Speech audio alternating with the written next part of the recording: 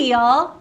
That is something I have never said. And to be quite honest, other than on TV, I have never heard another Texan say, not genuinely, is the howdy. The y'all, Definitely. yeah. I was never a big y'all person. You guys? Because you grew up in the country and you didn't want to be country. Yeah, I think it's because it was my dad. And I'm not a country person. except for I am a country person. Yeah, I grew up in the sticks. Anyway, we are coming at you from Texas. Dallas, Texas. And no, we do not ride horses here everywhere. We have cars. But some people do still ride horses, but only on farms, and usually just for fun. Yeah. Rarely does anybody do that just to work the land anymore. It's a very rare thing. But rodeos are big still. Oh my gosh, this is starting out really well. I know. We are here because we have not seen family in basically Almost 2 years. Yeah, so we've come home for the holidays to see everyone, and we'll talk about that in a little bit. Yeah, but it is a new year, and it's been a crazy past year, and we thought we would like to start this one off by sitting down and kind of giving you a little bit of an inside scoop on what's going on with us right now in this moment and kind of what we're planning for 2025, which granted, we're not great at planning, and we've stopped trying too terribly hard because it changes. We're setting an intention. We are writing our plans in the sand at low tide, assuming they will get washed away and we'll have to make a new plan. So 2024 was definitely a roller coaster. Definitely not as much sailing time as we had hoped for. We did not make it to the destinations we thought we would. It was nothing like we thought the year was going to go. So far from anything we expected. But that being said, even still, with all the craziness and all the chaos and the stress and the anxiety that we had this year, we also still had some beautiful and incredible moments. Some inspiring encounters. Oh, I love you too. The year wasn't a wash. No, we didn't get to make quite as many videos about the things that we thought we were going to make them about. But yeah, the inspiring encounters that we had last year were just incredible. And I think for me, probably one of the biggest ones was our time with Pedro. Yeah, I guess his name is Pedro. With Raul. Yeah, and his cashew farm. And to think that these cashews just grow out in the wild, and he's empowered these local communities to gather. Take advantage of it. Yeah, this crop that we all want. Turned it into a business. It was seriously inspiring. It just ticked all the boxes. Like the fact that you're taking advantage of what the land naturally provides. You're turning that into a profitable, well, hopefully profitable for you. Fingers crossed for you, Raul. This is your year. Very profitable business that's giving back to the community, but also providing a product that is healthy and nutritious. Delicious and nutritious. Yes. And no, we're not sponsored. No, we are not. I mean, you can't even buy the stuff here, so it doesn't do you any good. You'd have to literally go to the Philippines to get a hold of any of it. But we did bring some and for gifts for the family. So everybody got some Pedros this year. A little taste. Yeah. And then I think the next one would be, I mean, there's several. I'm just going to touch on a couple here. And the next one would be like the story of love and Pastor Hermie and the leper island that is Culiacán. And it was just this, I don't know what we expected. I don't know. We had never been to a leper island before. I think we thought it was going to be a bit more tragic than it really truly was. It ended up being like, we thought we were going to learn all about this like terrible experience that these people went through, and it had its moments. Yeah. But how they overcame that and said they weren't going to let this disease define them, and they created their own world and like happiness and life despite the circumstances. So that was like overcoming adversity. That was very neat. And then our favorite destination from last year is gotta be El Nido. It's in Palawan, in the northern part of Palawan. Yeah. If you look it up on a map, it is beautiful. And in all fairness, we didn't get to visit a lot of the rest of it. I have a feeling we would have loved all of Palawan. I think there was a lot more to explore there. We just didn't get to stick around as long as we'd like to. El Nido was like hip and cool, and there was all these great places and adventures like hiking and snorkeling. So I think it was a really good balance for a small city. City? I think it's whatever it is. Town, village, whatever. City, whatever. Yeah. But yeah, I guess it's so small. Is it a city? I don't know. I don't know. A specific destination, I suppose. But outside of that and all the way around for all the anchorages that we had there, everything was just stinking beautiful. Stunning. And the people, I always feel like people are like what cinch a place for you, right? Like it can be epically beautiful. But if you don't have a good encounter with some locals, or unless you're just there all by yourself and you get to just run around naked, which is also a very lovely experience. It's pretty rare in nobody this world. around. It is, but you can't find it. Yeah. But it was the people, and so we met Sid and so many of the locals, and he introduced us to Haner, who built that incredible traditional sailing vessel, and like his passion for traditional, he got all the logs, chopped those trees down himself, built every single bit of that boat with him in the community. Another community story, people pulling the boat out into the ocean to launch. It's just incredible. It was pretty incredible. So, and just his passion for traditional sailing and those traditional boats and trying to keep that alive and teaching the younger generation how to sail. Even still, like I see the posts come across on Sid's Instagram, probably more than Haner's, but about that they're always going out. He's always taking the kids out because now it's the off season for them, and that's exactly what they're doing. Is he just spends his time taking locals out and teaching them how to sail and getting them excited about sailing and the ocean. And so you got to love people's spirit, and when they're just so excited about something, it just sucks you right in. Oh yeah, and obviously it wasn't the adventures that we had expected to film, and we just want to say thank you for sticking through it with us. It was a bit of a roller coaster, and maybe a little more stressful than we all sort of intended on it being, or you set out with an intention of the year and you think you're going to do XYZ and you end up doing ABC, but I think that's life. Yeah, that's Is life. that not like some years are just incredible, some years are roller coasters, and some years are just kind of like nondescript, like nothing good, nothing bad. You just rode through the year kind of easy. But this was not one of those years. Thank you for being there with us and sticking through it. We really appreciate it. This channel wouldn't be anything without you guys, so we are grateful for you guys watching and for the crew. And which is very true, because all of this, not that you don't already know this, but it really doesn't. We experience all of these things, and you are the people we met. It was Sid watched this channel, and that's how he reached out on Instagram, and then that's how we met him, and it leads to, so it's being able, I guess, to meet all of you, people that tune in. When we finally get to your neck of the woods, then we get to hang out, and you introduce us to your life and your way, friends. The way you live your life and your friends and your community and everything else. And so we get to share all of that with you, but then with everybody else, and it becomes a bit of a love fest, and I'll get all gushy, so I'll leave it at that. I was going to start tearing up. What a very special to have this community. We are so grateful, and we probably don't say it enough. No, but we love you guys. We do. Yeah. We do. And why are That we does here? make me teary-eyed. I know, right? I'm like, oh God, okay, stop. I just love all you guys. Stop. I just love all you guys. Oh man. So why are we here in Texas? Okay.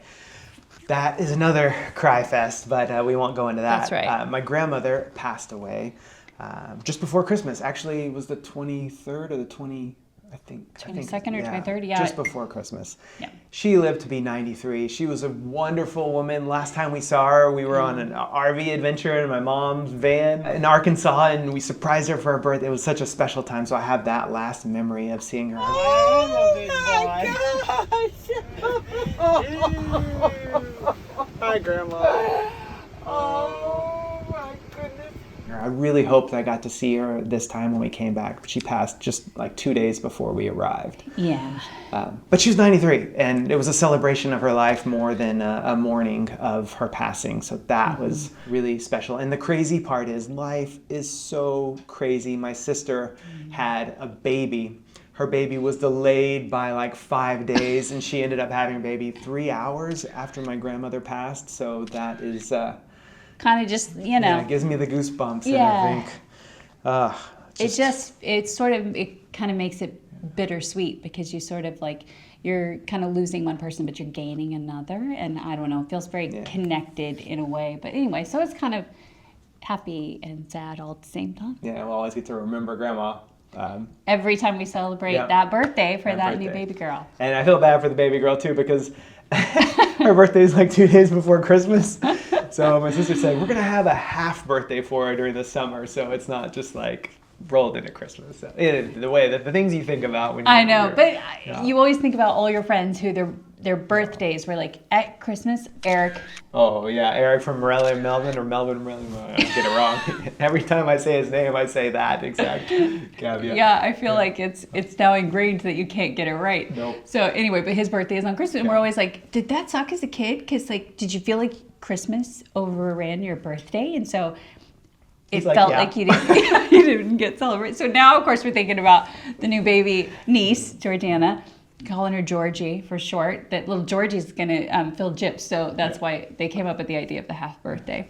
But it is one thing as sailors and world travelers and full-time travelers that we miss is getting together with family, and you miss these big events.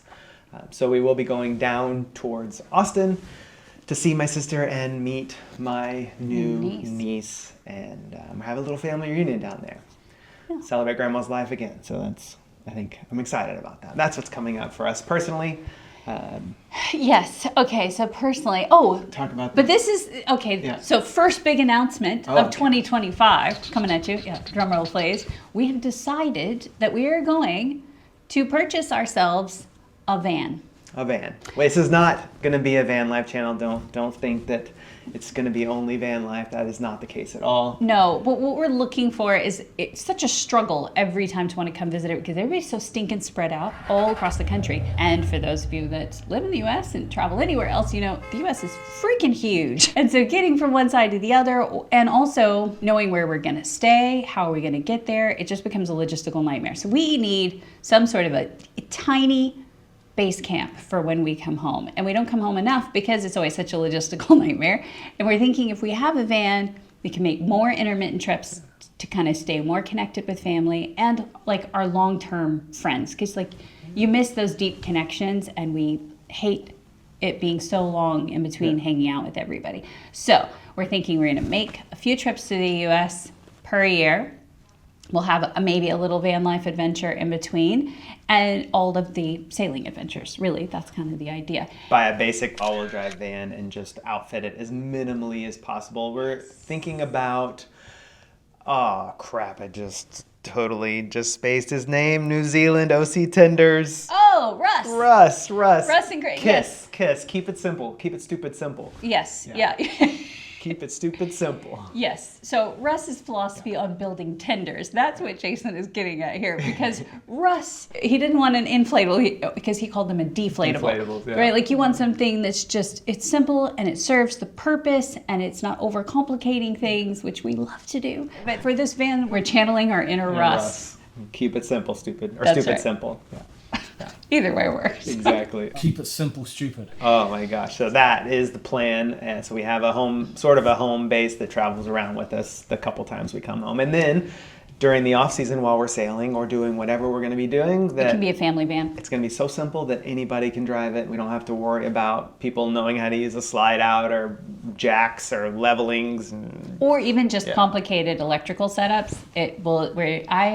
I don't want to spill the beans on everything, but we have some ideas, which are just that, ideas. We've purchased nothing, we've done nothing yet, and that will be sort of mini-series in between the sailing adventures we're thinking. So, yes, we could use some input because we've been out of the RV van life thing for a bit. So there's so much new stuff out that didn't exist when we were in the RV world. So yeah, and we're going super small. We want the smallest van that is livable-ish, and it's going to be adventure-based. It's going to be good. So that's one of our big things for 2025, in addition to sailing. Did we talk about what's coming up down the content pipeline? Or Yes, I think that's what's... We made notes so that we wouldn't screw this up completely. Let's see I don't think we want to dive in. No, we do. We wrote in our notes. Now it's time to talk quickly about the thing that everybody wants to know about. Yes. Yeah. So everybody is going to... I know. Oh, I so quickly forgot all about that. The thing you all really want to know about, which is the boat. You want a boat update. And I would love to give you one, but I just can't do it just yet. We are working with HH on a solution, but I don't have it just yet. So you're just going to have to hang in with me for just a teeny tiny bit longer. So I hope to have an update soon. Very soon. Yes. And of course, as soon as we have an update, we will share. That's right. Yeah. So hopefully very soon. And we will not make you wait any longer than humanly already possible. waited.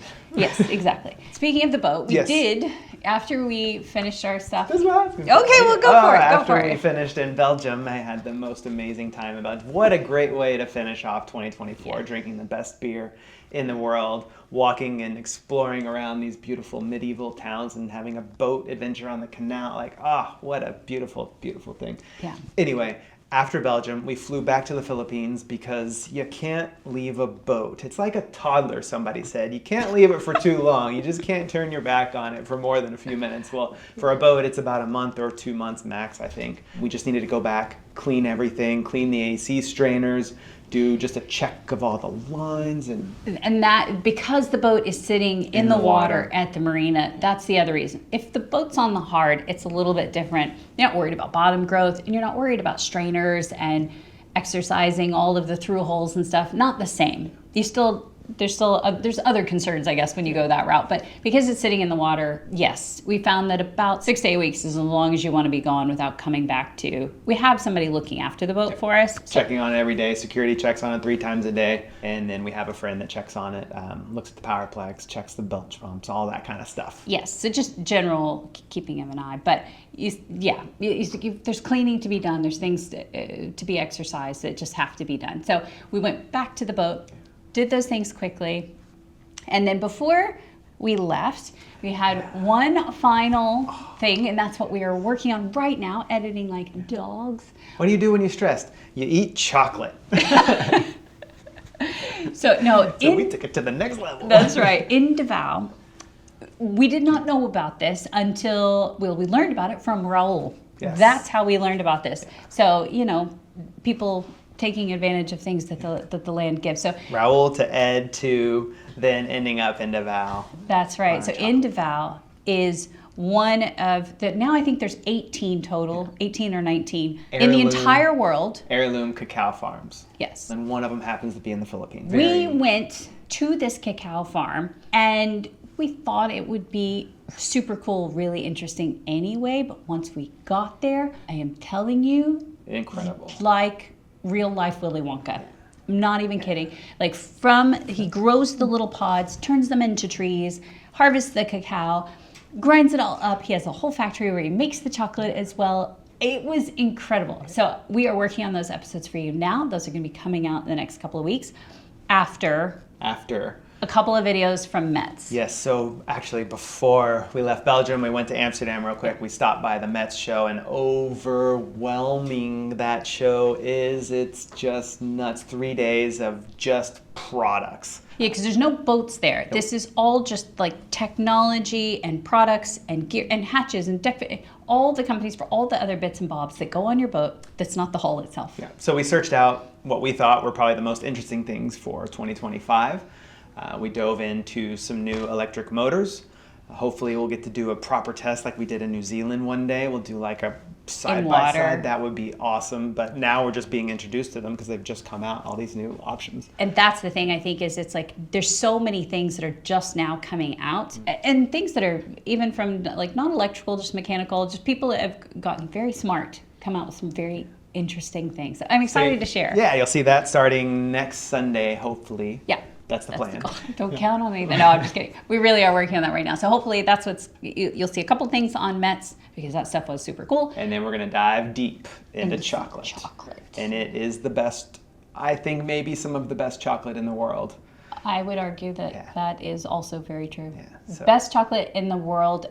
I think we thought environment was swaying us. Because we were there and you're tasting this thing that these people are making with their hands and it's really lovely. And it is this lovely old vine cacao plant, But even tasting it now, because we brought some home, it's just that good. Yeah. And probably the healthiest chocolate too we've ever. Ooh, There's so much to talk about. There's so much to talk about. It will come out in the videos. Yes. Very excited to share those with you. Definitely. Yeah. I think that is. I mean, that's our life in a nutshell. But that's sort of what's coming up right now. We're going to be, we're doing that's what's this month. And then we don't know 1,000% after that. Yeah. We've got a couple of things hanging in the balance. So I can't give you any more than that. Yeah. We're going to buy a van. and we're going to do some sailing, and we've got that content rolling out. Yeah. That's as far as we've made it this year. But that's a pretty good start. Yeah. What else are you going to say? I think I'm going to put this out there. Oh. I think I might want to go to Antarctica this year. Oh, okay. I was like, Yeah. I know for positive. You want to go? Yeah. Yeah. I'm just putting that out in the world. 1,000% I want Yeah. to go. I think we might try to get to Antarctica, and it's probably not going to be in our boat. It needs to be like a real like adventure explorer. We sort will of join boat. somebody else on Yeah. a proper vessel for that. But I guess that's a good way to put it. If you are going to Antarctica and you need want crew. some crew, please send us an email, leave a comment, whatever you got. We would love to join you. That is for sure on our bucket list. Like I said, we're just putting it out there in the world. Oh. Thank you Setting all our intentions, yes. so much for being a part of our adventure. Like we said before. Made it to the end of this video, it is because you are a true crew member of this channel. So we appreciate you. Thank you so much. And we are looking forward to, fingers crossed, the best year we've ever had. Staying Same for alive you. in 2025. I don't know. There's probably some sort of tagline we'll come up with. Keeping it real. No, I don't know. Thanks, guys. Thank you. Bye. Happy New Year. Oh, yeah. Happy New Year. Happy holidays. Happy holidays. No, you can't drink at the same time. Mm-hmm. My coffee's cold now. I know. Might as well throw in some ice cubes. Make it iced coffee.